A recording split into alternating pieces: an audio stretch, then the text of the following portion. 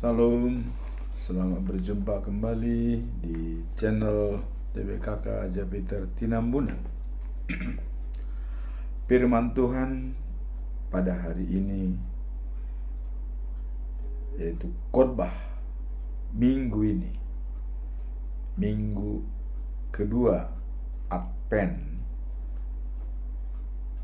di hari yang ke-343, tanggal 8 Desember tahun 2024. Dan tepat pada hari ini adalah hari bersejarah bagi HKBP di seluruh dunia, dengan pelantikan Upui Eporus HKBP Pendeta Dr. Victor Tinambunan MST.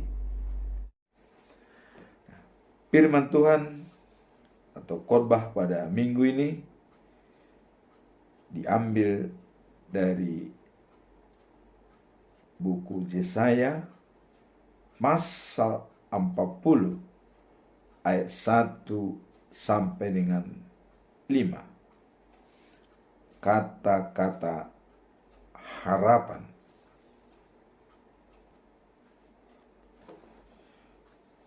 Di mana dalam kata-kata harapan tersebut yaitu keselamatan untuk bangsa yang di dalam pembuangan.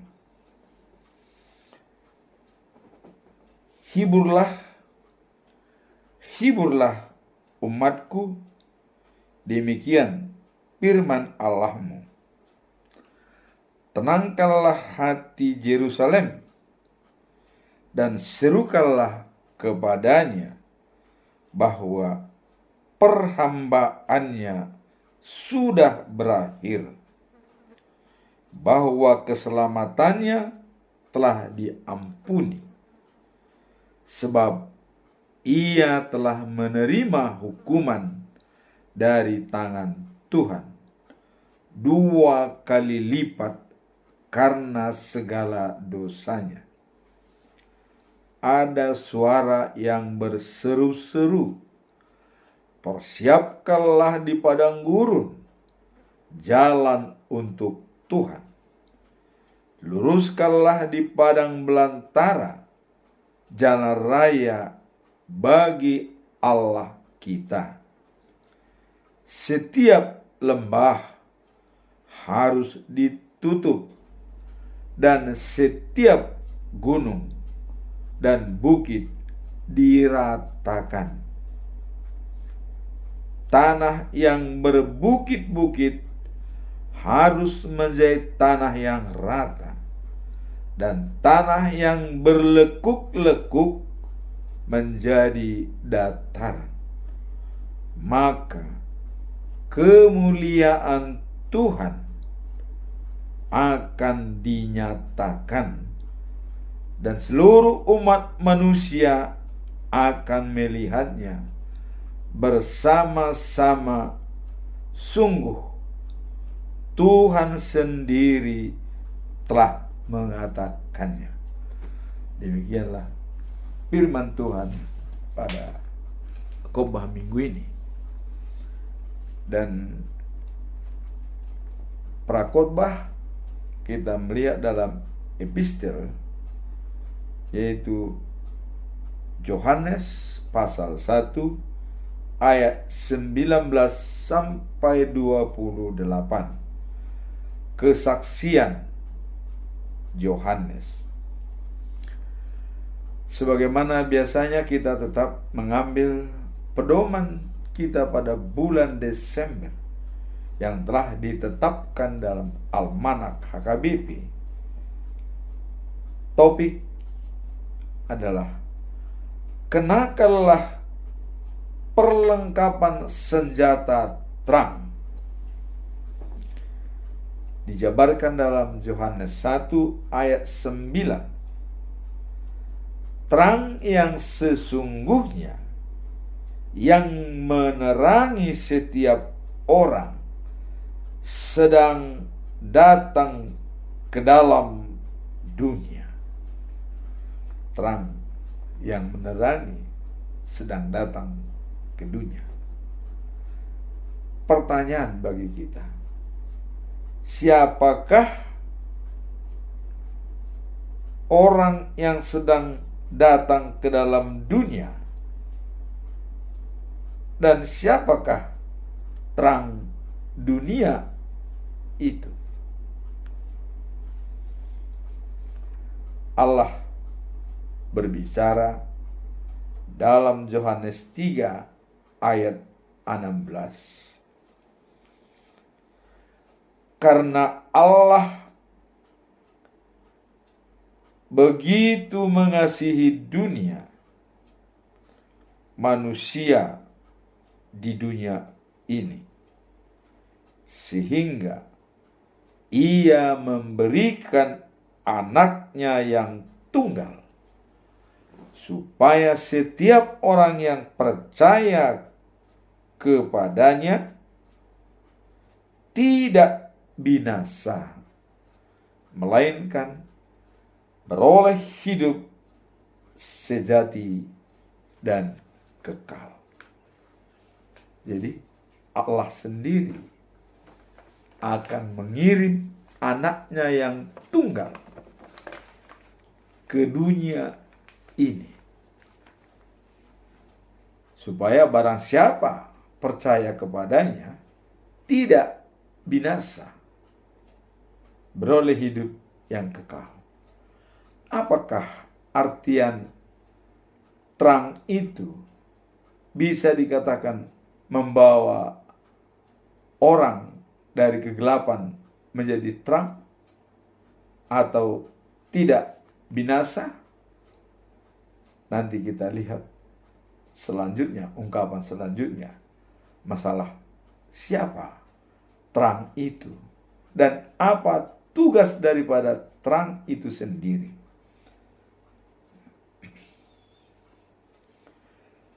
Nah, kemudian kita dikuatkan oleh Allah, ya. Dalam Yohanes 3 ayat 19 dikatakan, ia dituntut berdasarkan hal ini. Terang itu sudah datang ke dunia, tetapi manusia lebih menyukai gelap daripada terang, sebab perbuatan mereka yang jahat bisa kelihatan. Jadi setiap orang yang berbuat jahat, ya, benci kepada terang. Ia tidak mau datang kepada terang, supaya perbuatannya yang jahat jangan kelihatan. Jadi walaupun terang itu datang ke dunia, bagi orang yang tidak suka melihat terang dan tetap menjalankan kegelapan yang ada pada dirinya, maka antipati terhadap terang. Tetapi orang yang melakukan kehendak Allah datang kepada terang, supaya menjadi nyata bahwa apa yang dilakukannya itu adalah menurut kehendak Allah. Jadi berbeda dengan orang yang telah melakukan yang baik. Dia sangat senang begitu terang itu datang. Nah, makanya di sini dikatakan, kenakanlah perlengkapan senjata terang. Bagi orang yang sudah berbuat baik akan bersuka cita dengan datangnya terang untuk menerangi dunia ini. Nah, hidup terang, maju terang, dan terus terang. Ini pernyataan dari seorang ibu yang pernah berpesan kepada anak-anaknya. Namanya adalah Lestia Hasugian sebagai ibu daripada kami, bukan, mengatakan begini, hiduplah terang dan maju dengan terang, dan teruslah terang.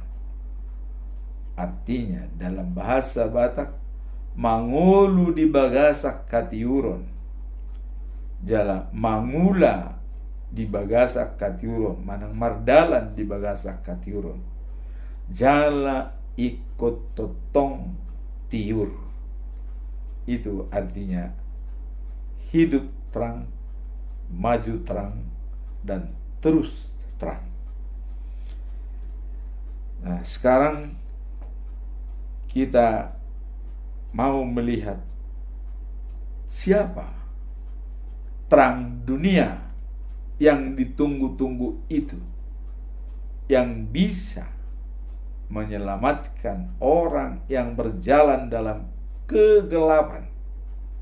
Siapakah terang itu? Kita lihat dalam Yohanes pasal 8 ayat 12 ya. Yesus berbicara kepada orang banyak. Jadi bukan hanya murid ya, bukan hanya pengikut, tapi orang banyak. Orang banyak berarti di sana sudah ada murid Yesus, ada pengikutnya, dan ada yang masih belum pengikut Yesus. Jadi siapa saja orang yang berada di tempat itu, kepada semua dikatakan oleh Yesus.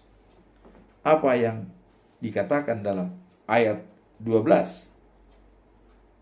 Akulah terang dunia.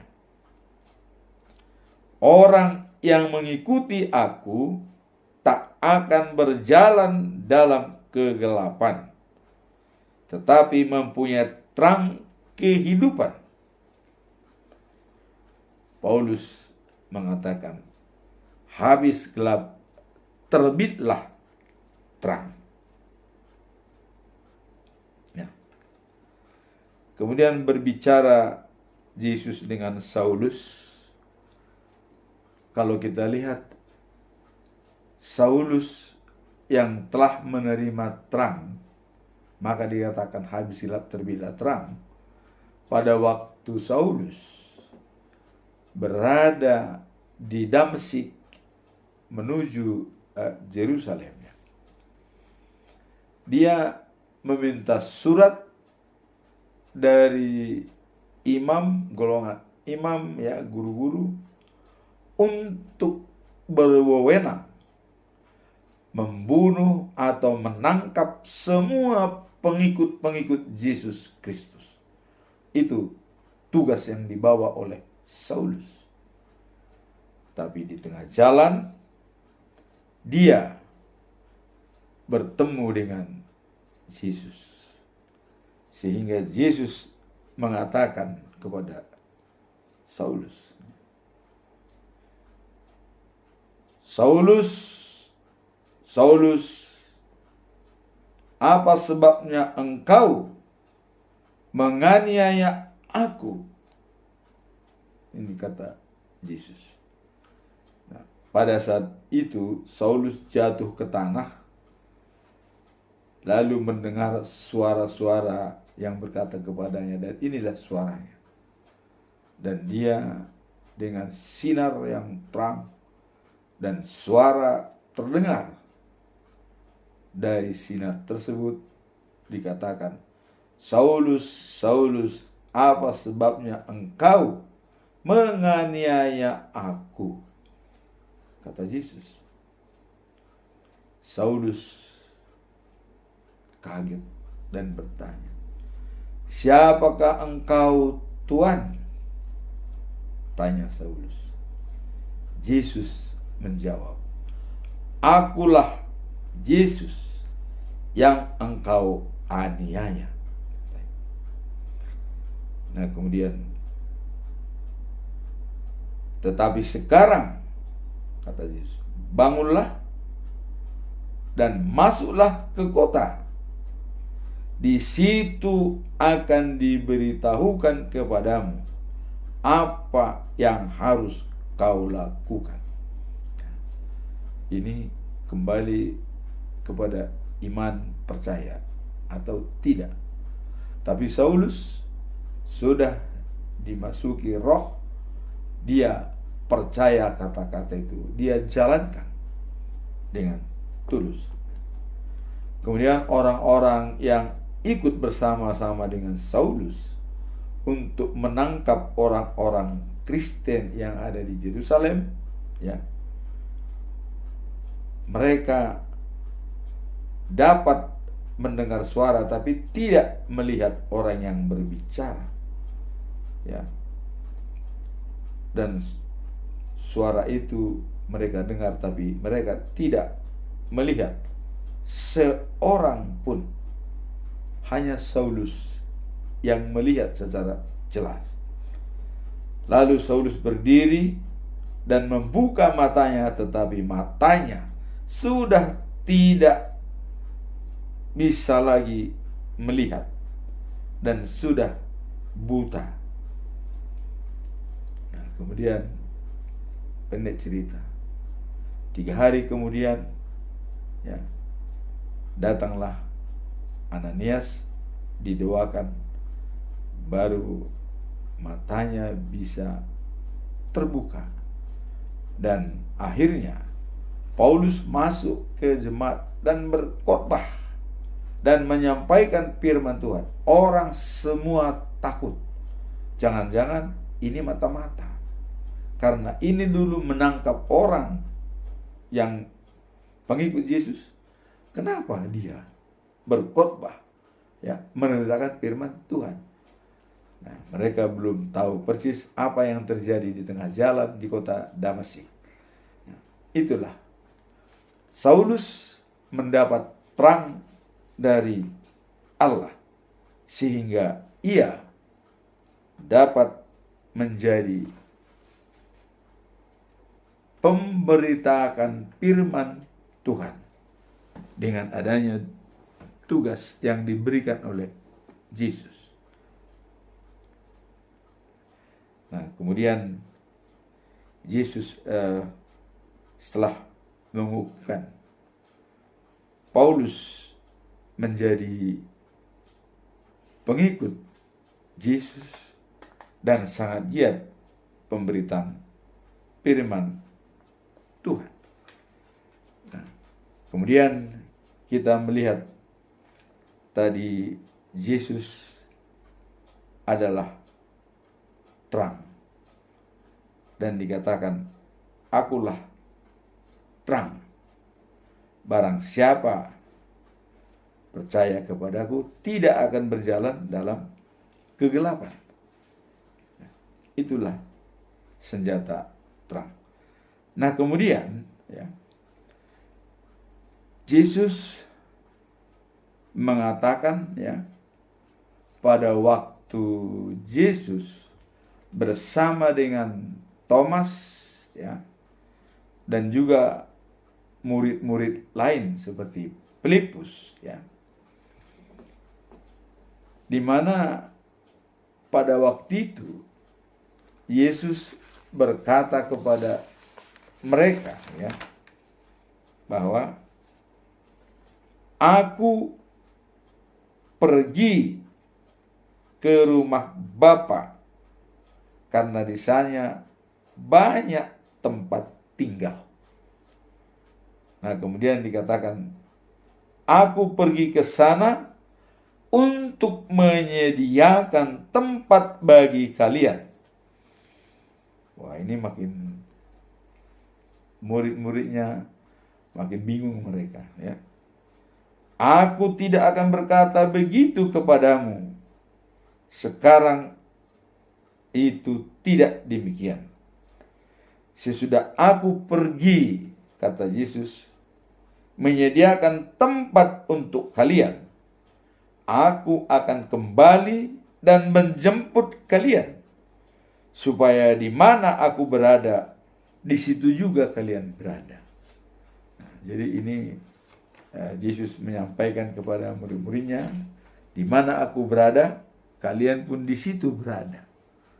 Nah, kemudian ke tempat aku pergi, kalian tahu jalannya.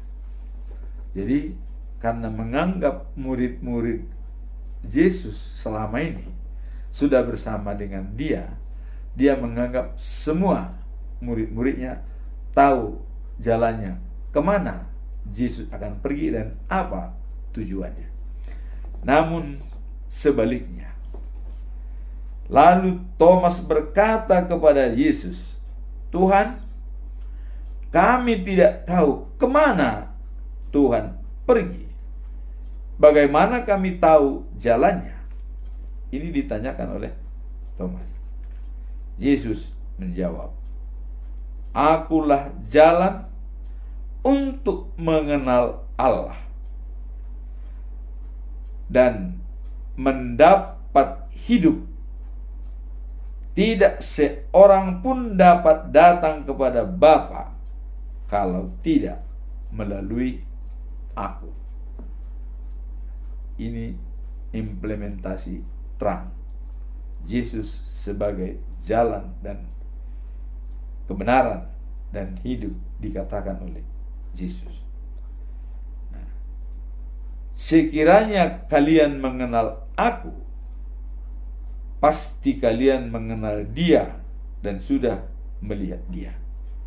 Nah, ini kenapa keluar kata-kata ini? Karena Thomas mengatakan, bagaimana kami tahu jalannya? Jadi Yesus menjawab, ya, akulah jalan untuk mengenal Allah, katanya. Kemudian dikatakan, sekiranya kalian mengenal aku, pasti kalian mengenal Dia dan sudah melihat Dia. Nah, artinya Dia itu dikatakan Bapa, ya. Kemudian Filipus langsung, ya, angkat bicara. Apa yang dikatakan Filipus kepada Yesus? "Tuhan, tunjukkan Bapa kepada kami, supaya kami puas," katanya. Nah, karena dia katakan, Anda tidak bisa sampai kepada Bapa tanpa melalui aku. Sekarang tunjukkan Bapa itu supaya kami puas. Ini kata Filipus.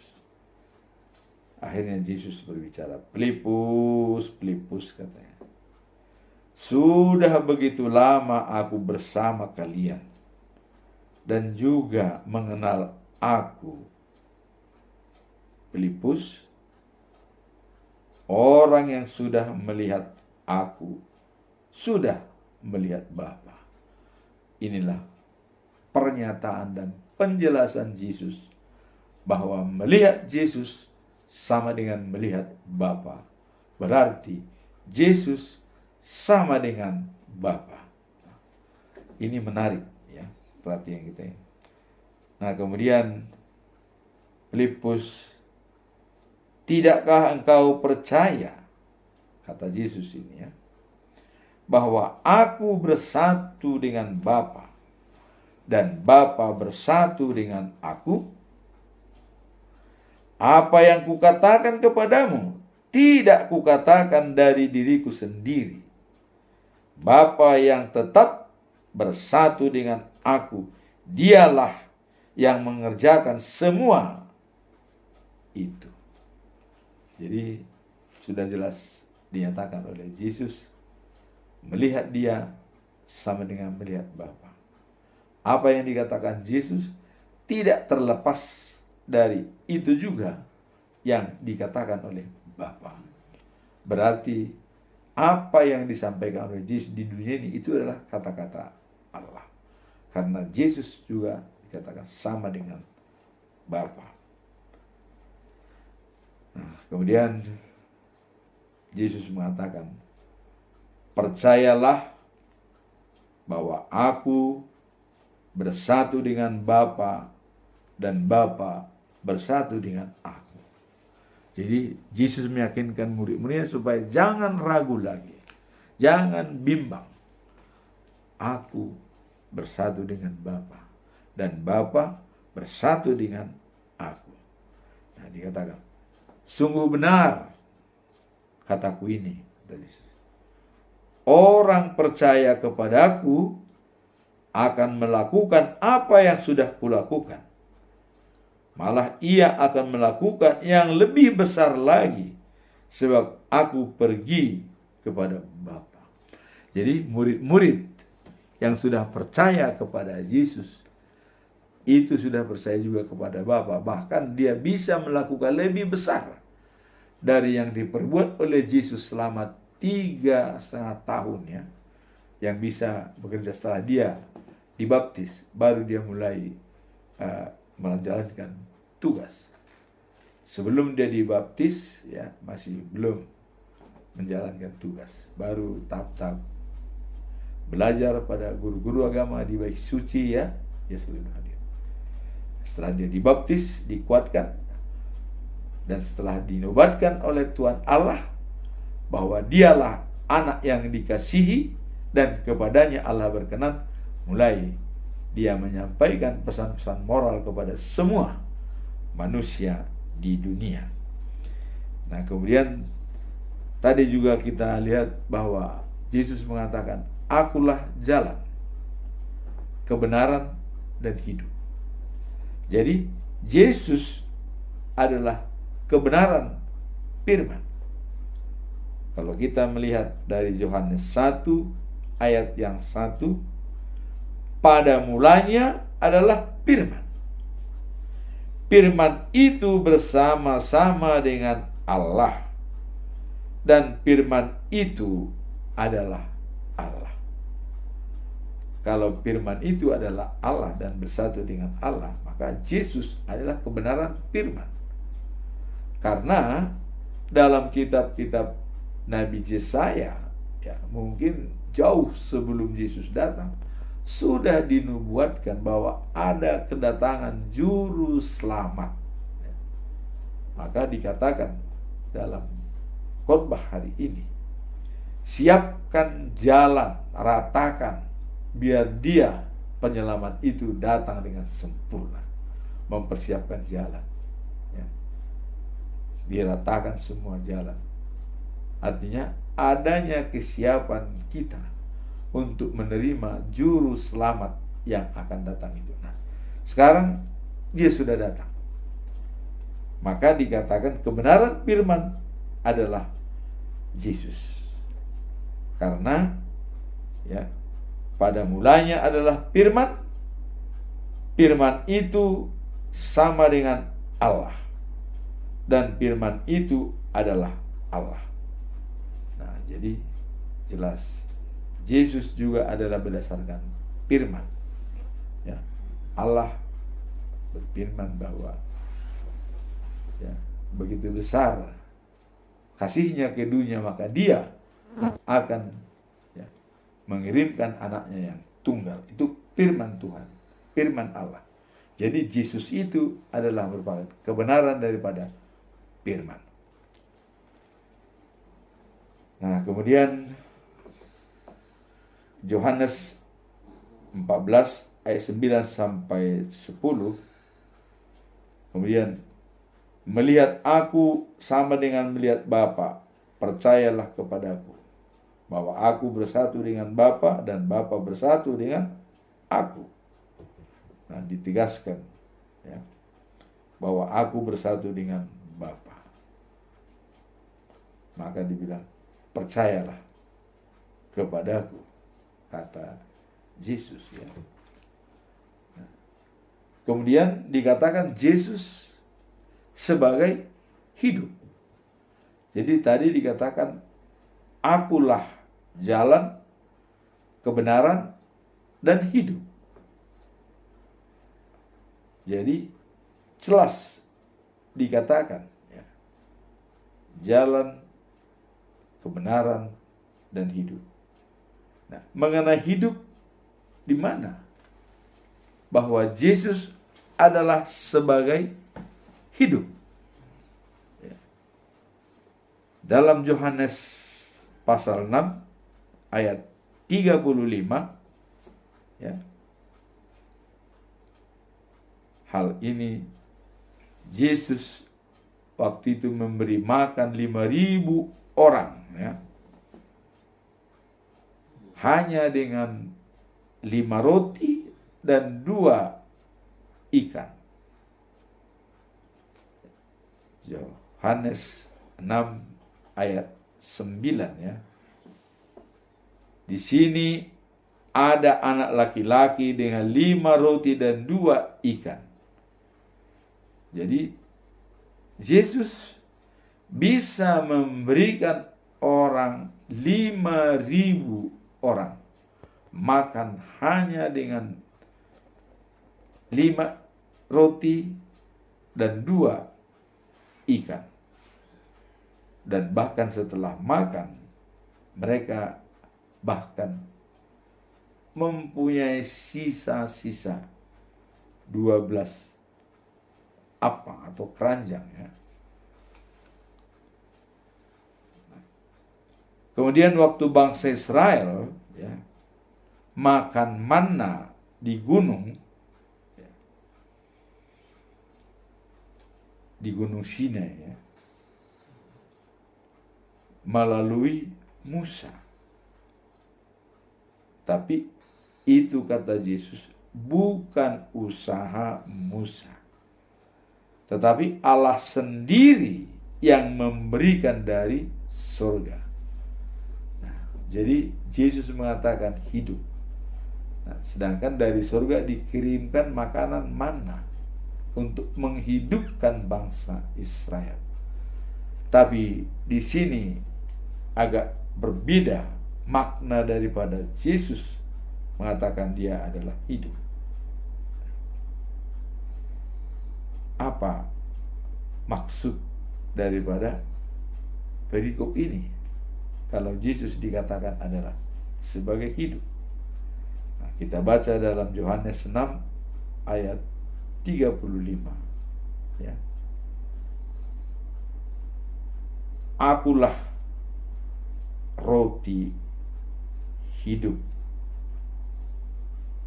kata Yesus. Jadi roti hidup itu berarti bisa menghidupkan selama-lamanya.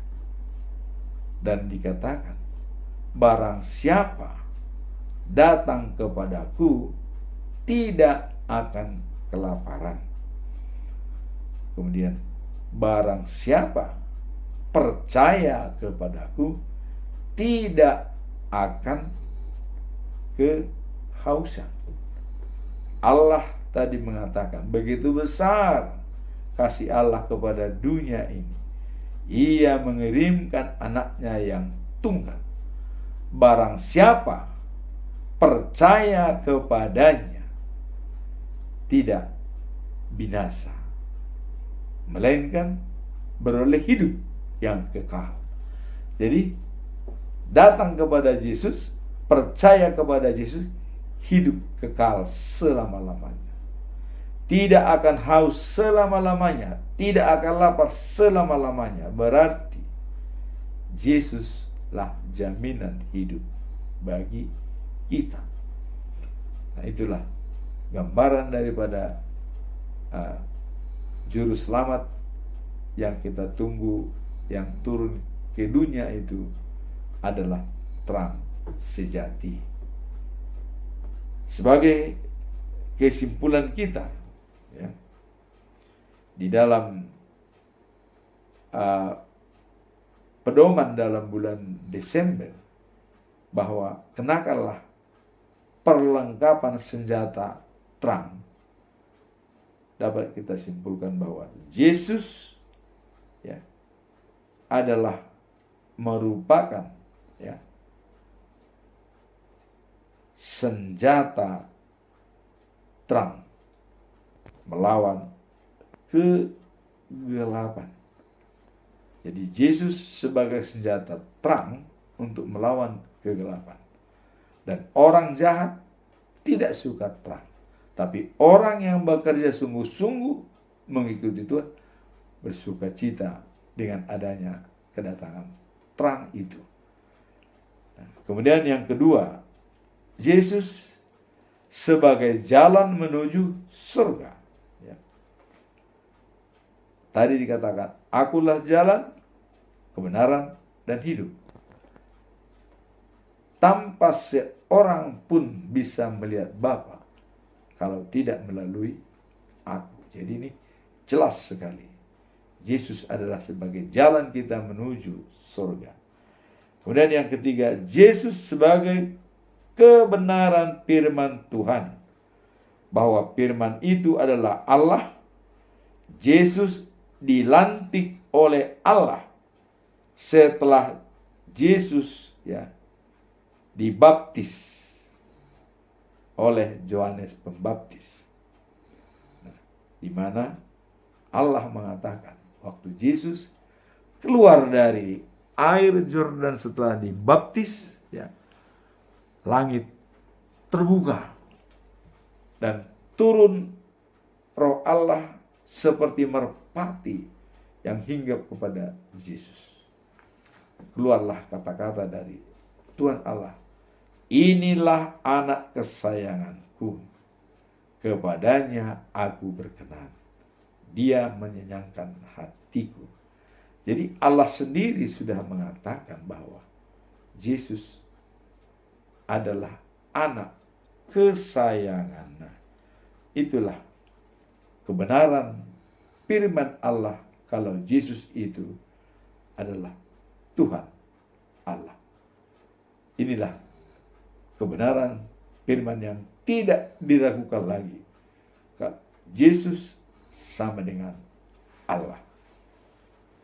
Kemudian yang keempat, Yesus sebagai roti hidup kekal dan abadi, seperti yang diuraikan tadi. Nah, setelah kita masuk pada Roman kita bulan Desember, sekarang kita masuk dalam khotbah minggu ini. Khotbah minggu ini adalah Yesaya pasal 40 ayat 1 sampai 5. Apa makna dan pesan moral dari ayat ini? Yesaya menyampaikan pesan, harapan, dan penghiburan bagi umat Allah. Kenapa Yesaya memberikan pengharapan dan hiburan kepada umat Allah? Karena mereka terbuang di Babel selama 70 tahun. Penderitaan yang dijalani oleh mereka sebagai budak. Coba.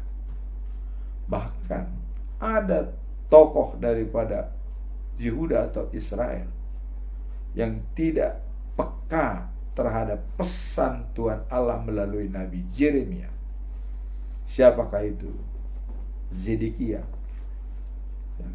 Dia tidak mau menurut kepada pesan Allah melalui Yeremia. Yeremia menyampaikan kepada Zedekia, menyerahlah kepada bangsa Babel supaya pasukanmu dan keluargamu selamat. Ini kata-kata Tuhan. Maka karena rakyat tidak mendengar, itulah sebabnya Tuhan sangat jengkel, sangat marah kepada bangsa Israel, sehingga dibiarkan dibuang di Babel selama 70 tahun. Jadi bukan tidak ada dasar kalau Allah membuang bangsa Israel ke Babel, karena tidak mau mendengar pesan Allah. Sudah terus terang dikatakan kepada siapa, si Yeremia, sampaikan kepada Raja Zedekia, menyerahlah dia kepada bangsa Babel, Nebukadnezar, supaya keluarganya selamat dan juga tentaranya semua selamat. Tapi itu dianggap angin lalu oleh Zedekia. Wah, apa pesan apa ini? Aku masih bisa berperang, kira-kira begitu ya Zedekia. Nah kemudian apa kata dunia kalau saya menyerah nanti? Orang-orang yang sudah berada di Babel, apakah dia itu pembelot? Apakah dia buangan? mereka akan bicara, kata Zedekia. Dan mungkin saya terpuruk begitu mendengar, saya menyerah. Seolah-olah saya tidak pemberani. Jadi dalam hal ini ego yang diutamakan, bukan pesan Allah. Karena dalam Mazmur 136, semua kata-kata Allah, baik itu amarah atau menghukum bangsa Israel, tetap diakhiri kasihnya kekal dan abadi. Semua itu dilakukan Tuhan untuk mengasihi bangsanya, untuk menghadapi masa depan yang lebih baik. Itu. Akhirnya apa yang terjadi pada Zedekia? Dia tidak patuh pada pesan Allah. Datang Allah, ya sudah, kehancuran akan datang. Dia akan diserahkan kepada musuh. Ya benar juga. Dia mau melawan, akhirnya kalah tentaranya, dia kabur. Melarikan diri pada waktu malam-malam, ya. Dia melarikan diri dan pergi ke Rama. Ditangkap oleh Kasdim dan juga Nebukadnezar. Dibawa ke Babel, ya. Dan seluruh anaknya dibawa ke Babel sama dia. Termasuk perwira-perwira yang melarikan diri. Lantas, apa perintah daripada Nebukadnezar? Bunuh semua anaknya di depan matanya sendiri. Dibunuh semua anaknya. Di depan matanya Zedekia. Anaknya semua dibunuh. Nah kemudian, semua perwiranya bunuh, katanya. Dibunuh semua di depan matanya. Itulah kalau tidak menurut pada pesan Allah. Allah sudah mengatakan, nyerahlah. Kamu tidak akan hancur dan keluargamu juga. Tapi tidak mendengar. Memang ya kalau anak juga tidak mendengar pesan daripada orang tua, biasanya ada tanda-tanda bahaya kepada si anak. Ya. Atau lebih jelasnya kadang-kadang yang lebih kerennya, anak durhaka.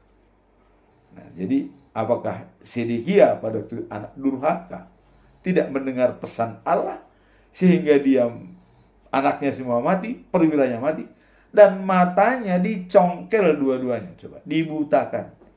Sudah dicongkel, diikat pakai rantai tembaga, digiring ke penjara. Ya, tamatlah riwayatnya. Nah, kemudian kedatangan daripada firman hari ini yang disampaikan oleh Yesaya adalah dikatakan penghiburan, ya.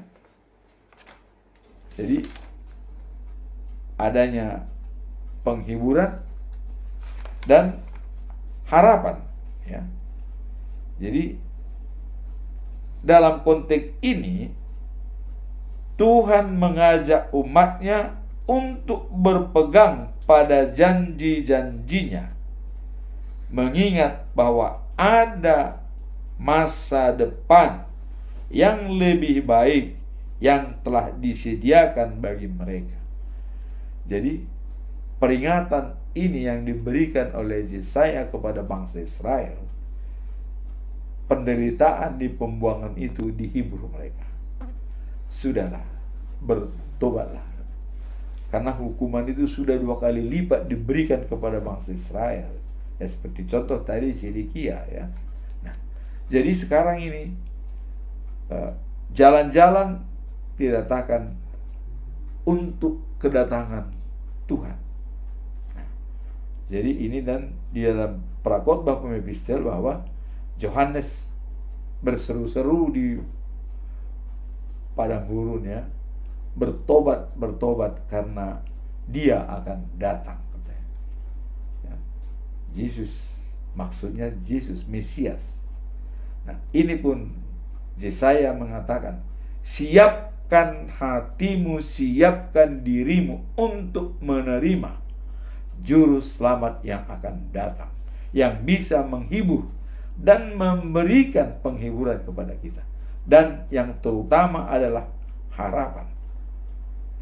Jadi mempersiapkan inilah Yesaya menyampaikan, ya, bahwa penghiburan bagi umat Allah.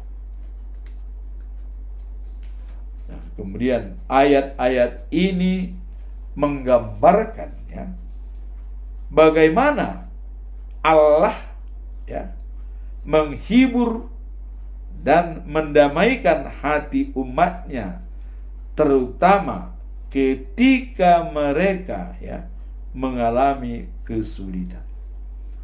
Jadi mengalami kesulitan itu di pembuangan, tapi mulailah dihibur mereka, dan pada suatu saatnya mereka akan dikembalikan semua ke Judea dan juga Yerusalem ya. Tidak ada satupun yang tinggal, baik hambanya, baik semua dibawa kembali. Itu nanti terjadi pada pemerintahan Raja Kores. Nah, sekarang baru mulai aba-aba diberikan oleh Yesaya ya, bahwa dia akan datang. Maka kita semua harus siap. Penghiburan diberikan kepada bangsa Israel. Nah, kemudian pesan ini mengajak kita untuk tidak kehilangan harapan, melainkan ya percaya bahwa Allah akan memulihkan keadaan dan memberikan penghiburan dalam hidup kita. Jadi akhirnya Allah akan memulihkan keadaan. Jadi dengan bangsa Israel di pembuangan dihibur mereka, dalam kesusahan dihibur dan diberikan harapan kalau mereka akan mendapatkan kesejahteraan yang lebih baik setelah dibebaskan dari Babel. Nah, kalau ayat 1 sampai ayat 5 adalah penghiburlah umatku ya. Itu firman Tuhan, artinya berikan penghiburan kepada umat yang terpuruk itu, siapapun dia. Nah, berbicaralah kepada hati Yerusalem ya, dan serukanlah kepadanya bahwa masa ya sampai sudah genap, bahwa ya hukuman atas dosanya sudah dihapuskan. Jadi begitu enak ya Allah menjanjikan penghapusan dosa kalau semuanya bisa memberikan jalan Tuhan untuk masuk kepada mereka. Nah, jadi hati Yerusalem artinya hati mereka supaya ya dikuatkan, dan Tuhan pasti mengampuni mereka. Nah, kemudian suara seorang yang berseru dikatakan, persiapkanlah di padang gurun jalan untuk Tuhan, luruskan di padang belantara jalan bagi Allah kita. Kemudian setiap umat diharapkan siap untuk memberikan jalan Tuhan pada dirinya. Maka akan dinyatakan ya, kemuliaan Tuhan, dan semua manusia bersama-sama akan melihatnya. Kalau kita berada dalam kesucian, sebab melihat Tuhan yang mengatakan dirinya suci. Nah, kemudian ayat-ayat ini ya mengungkapkan bahwa pesan penghiburan dan harapan dari Tuhan bagi umatnya yang sedang mengalami kesulitan. Nah, kemudian Kita lihat dalam konteks ini Allah ya mengajak umatnya untuk mempercayai janjinya. Jadi janji Allah itu Dia akan menyelamatkan umatnya. Itu harus dipercaya oleh bangsa Israel. Jangan sampai mereka tidak percaya setiap janji yang diutarakan oleh Tuhan. Kasih-Nya kekal dan abadi. Nah, kemudian kalau kita melihat dalam Mazmur 50 ayat 23, ibadah sejati dikatakan orang yang mempersembahkan syukur sebagai korbannya, dialah yang menghormati aku, dan kepada orang yang menyiapkan jalan akan kunyatakan keselamatan daripadaku. Jadi tugas kita kalau mau selamat, menyiapkan jalan Tuhan pada diri kita. Dan ya, persembahan kita adalah mengucap syukur. Kemudian siapkan jalan Tuhan masuk dalam diri kita. Kita akan diselamatkan. Itulah himbauan daripada Yesaya kepada bangsa Israel sebagai penghiburan. Ya. Siapkan dirimu menerima Dia. Dan ini di minggu Advent yang kedua. Memang persiapan itu harus kita jalankan. Berdamai dan juga bertobat. Karena itulah satu-satunya untuk bisa melihat Tuhan Allah. Kalau kita memelihara ibadah sejati. Ibadah sejati adalah kesucian yang ada pada diri kita. Itulah ibadah sejati. Sesuai dengan Mazmur 50 ayat 23. Bahwa selalu mengucap syukur untuk mempersembahkan persembahan kita. Kemudian memberikan lapang jalan Tuhan masuk dalam diri kita sehingga kita akan diselamatkan.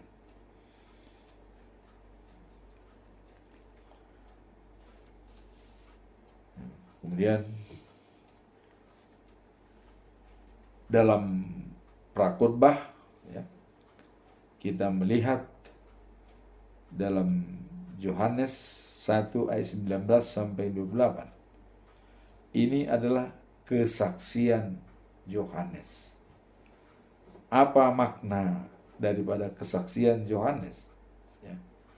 Dalam hal ini kita melihat ya bagaimana Yohanes Pembaptis ya adalah mengakui posisinya sebagai pembawa berita dan bukan Mesias. Ini karena ditanya oleh orang Yahudi, apakah Anda Mesias itu? Apakah Anda seorang nabi? Tapi Mesias menjawab, saya bukan Mesias. Saya hanya pembawa berita kedatangan yang lebih besar dari saya. Bahkan membuka tali sepatunya pun saya tidak sanggup, kata Yohanes. Dan saya membaptis dengan air. Kalau dia membaptis dengan roh. Maka Yohanes mengatakan, bertobatlah. Ya, sampai mencontoh pernyataan daripada Yesaya. Dia berkhotbah di dalam padang gurun belantara ya, dan mengatakan bertobatlah karena kerajaan Allah sudah dekat. Artinya Yesus Mesias itu akan datang dan berada di dunia ini. Itu yang dimaksud oleh Yohanes. Nah, kemudian kalau kita melihat ya pesan moral, dari prakhotbah ini ya. Pentingnya rendah hati dalam melayani dan mengakui ya peran kita di dalam rencana Tuhan. Itulah pesan moralnya. Pentingnya ya rendah hati dalam melayani dan mengakui peran kita di dalam rencana Tuhan. Jadi apa rencana Tuhan terhadap diri kita, itu kita akui. Inilah pesan moral daripada prakhotbah. Nah, kemudian dalam ayat 23 ya, ia mengutip kisah Nabi Yesaya, menunjukkan bahwa tugasnya adalah menyiapkan pesan pertobatan dan persiapan kedatangan Tuhan. Jadi dia sudah menjawab bahwa dia bukan Mesias dan bukan Nabi Elia. Dia hanya mempersiapkan jalan Tuhan. Maka dia bilang, bertobatlah. Nah, kemudian referensi ini menggarisbawahi bahwa setiap pelayan Tuhan memiliki tugas khusus untuk dipenuhi dan seharusnya tidak meragukan atau mengklaim apa yang bukan bagian dari mereka. Jadi jalankanlah bagian yang ada padamu, talenta yang kita miliki. Jangan mengambil bagian orang. Inilah prakhotbah, rendah hati, bertobat, dan tahu siapa kita dalam pelayanan sesuai dengan rencana Tuhan. Hal ini mengajak kita untuk ya menguasai lebih dalam tentang posisi panggilan kita masing-masing dalam hidup ini. Ya. Betapa pentingnya memberikan kesaksian yang benar tentang Kristus. Nah, jadi Yohanes sudah menyampaikan kebenaran, kesaksian terhadap Yesus. Dan pada kenyataannya itu memang benar sekali, karena pada saat Yesus dibaptis di Sungai Yordan ya, itu terlihat jelas. Setelah dibaptis dan Yesus keluar dari air, langsung dilantik oleh Tuhan Allah dari surga. Langit terbuka, suara terdengar, inilah anak kesayanganku, kepadanya aku berkenaan. Kata-kata Allah dari surga sudah melantik bahwa Yesus anak kesayangannya, kepadanya dia berkenan. Artinya turutlah apa yang dikatakan Yesus. Apabila Anda menurut apa yang dikatakan Yesus, itu sudah menurut kata-kata Allah. Kira-kira begitu. Ya, penjelasannya seperti itu. Maka Allah mengatakan, inilah anak kesayanganku, kepadanya aku berkenan. Apakah kita masih ragu terhadap Yesus? Saya kira justru menguatkan kita. Inilah khotbah pada minggu ini. Berjaga-jaga dan bersiap-siap dan bertobatlah. Karena masanya akan tiba dan Allah setia dengan janjinya. Sebelum itu tiba, kita diminta untuk selalu waspada dan siap menghadapi tantangan. Jangan sampai kita tertidur pada saat Allah datang. Tetap kita berjaga-jaga. Berjaga-jaga dalam arti selalu mendekatkan diri pada Tuhan. Tidak meninggalkan Tuhan pada saat Dia datang kedua kalinya. Demikianlah firman Tuhan. Semoga di dalam minggu Advent ini semakin menguatkan kita untuk berdamai dan damai sejahtera pada kita masing-masing. Amin. Tuhan memberkati.